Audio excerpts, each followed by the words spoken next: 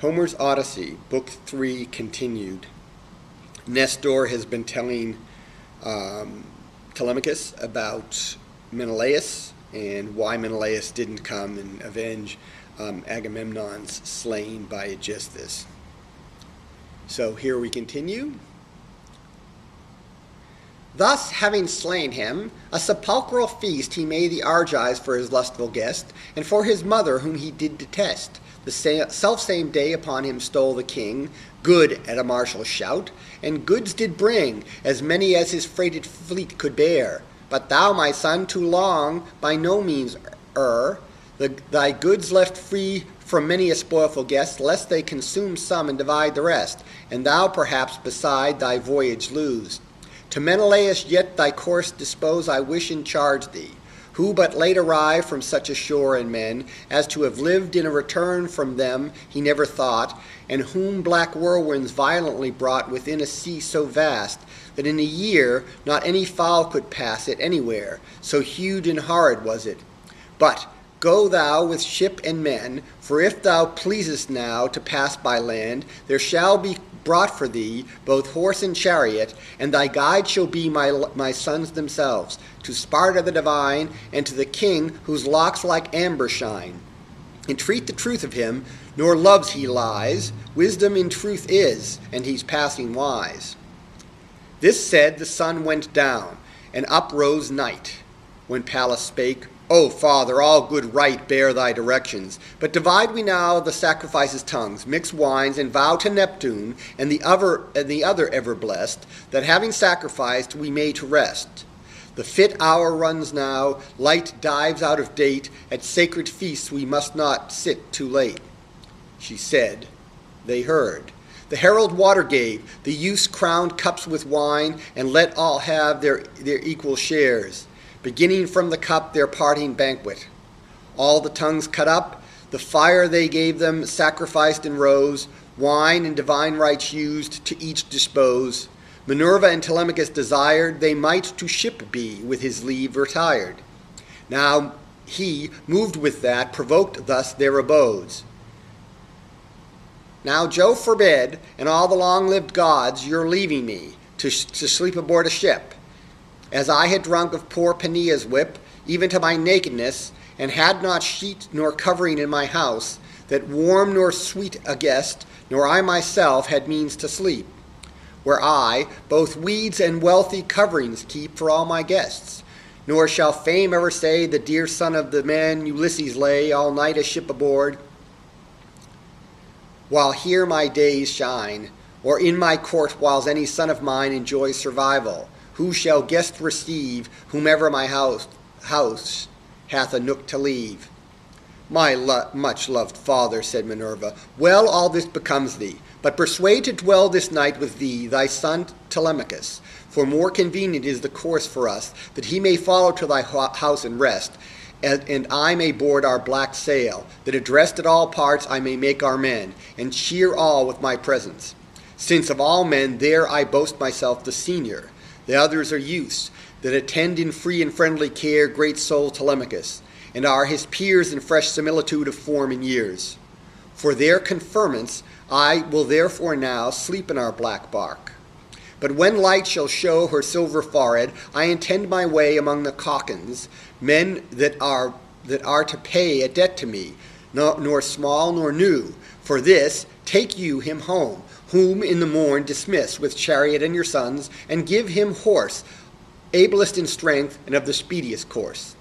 This said, away she flew, formed like the fowl men call the ossifrage, when every soul amaze invaded.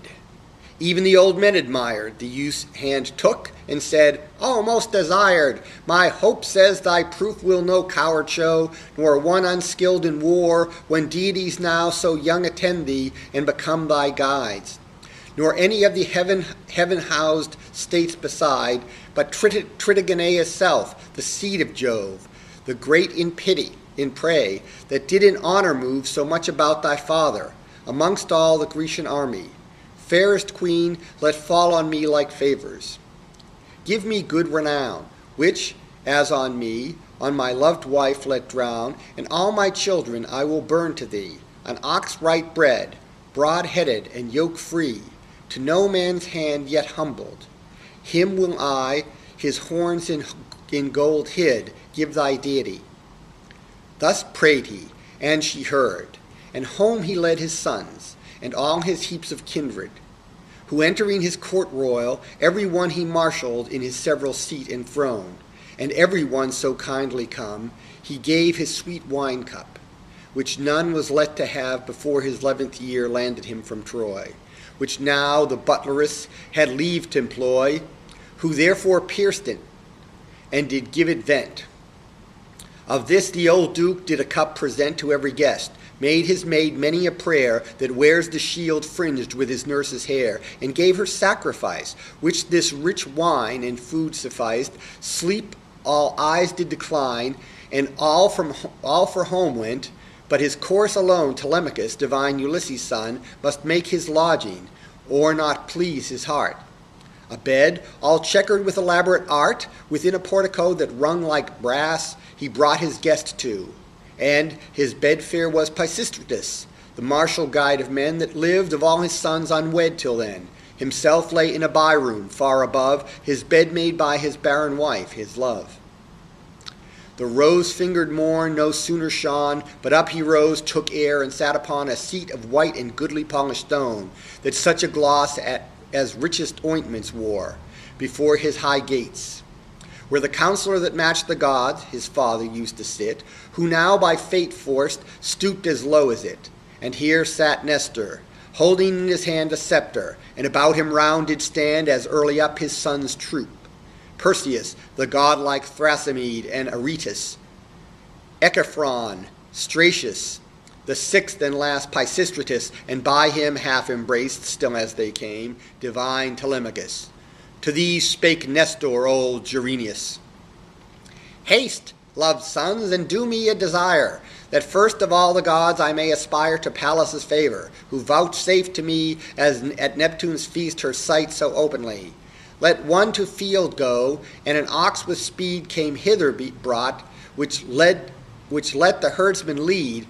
Another to my dear guest's vessel go, and all his soldiers bring, save only two. A third the smith that works in gold command, Laertius, to attend, and lend his hand to plate both horns round about with gold. The rest remain here close. But first, see told the maids within, that they prepare a feast, set seats through all the courts, see straight address the purest water, and get fuel felled. This said, not one but in the service held officious hand. The ox came from the field, the soldier trooped from ship, the smith he came, and those tools brought that served the actual frame his art conceived. Brought anvil, hammers brought, fair tongs and all, with which the gold was wrought. Minerva likewise came to set the crown on that kind sacrifice and make it her own. Then the old knight Nestor gave the smith the gold, with which he straight did both the horns enfold, and trimmed the offering so the goddess joyed. About which thus were Nestor's sons employed. Divine Echephron and fair Stratius held both the horns, the water odorous in which they washed, what to the rites was vowed. Aretus in a cauldron all bestowed with herbs and flowers, served in from the holy room where all were dressed, and whence the rites must come. And after him a hallowed virgin came, that brought the barley cake and blew the flame. The axe, with which the ox should both be felled and cut forth, Thrasimede stood by and held. Perseus the vessel held, that should retain the purple liquor of the offering slain.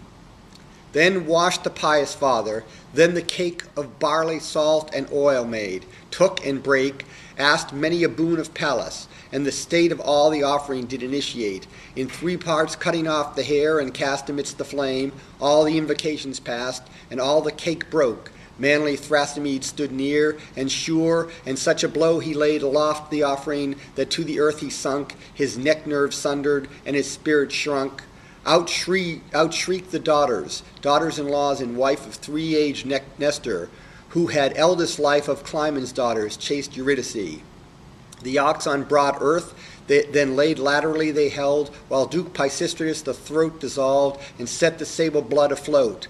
And then the life Then the life the bones left, instantly they cut him up. Apart flew either thigh, that with the fact they dubbed with art alone, the throat brisk, and sweetbread pricking on. Then Nestor broiled them on the coal-turned wood, poured black wine on, and by him young men stood, that spits fine-pointed held, on which when burned the solid thighs were, they transfixed and turned the innards cut in cantles, which the meat vowed to the gods consumed, they roast and eat.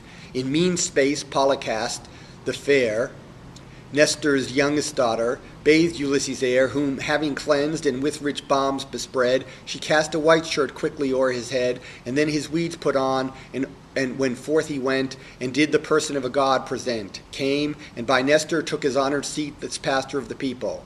Then the meat of all the spare parts roasted off they drew, sat and fell too. But soon the temperate few rose, and in golden bowls filled others wine, till, when the rest felt thirst and a feast decline, Nestor his sons bade fetch his high-manned horse, and them in chariot join, to run the course the prince resolved. Obeyed, and soon as heard, was Nestor by his sons, who straight prepared both horse and chariot, she that kept the store, both bread and wine, and all such viands more, as should the feast of Jove-fed kings compose, pervade the voyage. To the rich coach rose Ulysses' son, and close to him ascended the Duke Pisistratus, the reins intended, and scourged, to force to field, who freely flew, and left the town that far her splendor threw, both holding yoke, and shook it all the day. But now the sun set, darkening every way, when they to Pharis came, and in the house of Diocles, the son to Orsilochus, whom flood Alpheus got, slept all that night, who gave them each due hospitable right. But when the rosy-fingered morn arose, they went to coach, and did their horse enclose, drave forth the forecourt, and the porch that yields each breath a sound, and to the fruitful fields rode scourging still their willing flying steeds, who strenuously performed their wonted speeds, their journey ending just when sun went down, and shadows all ways through the earth were thrown.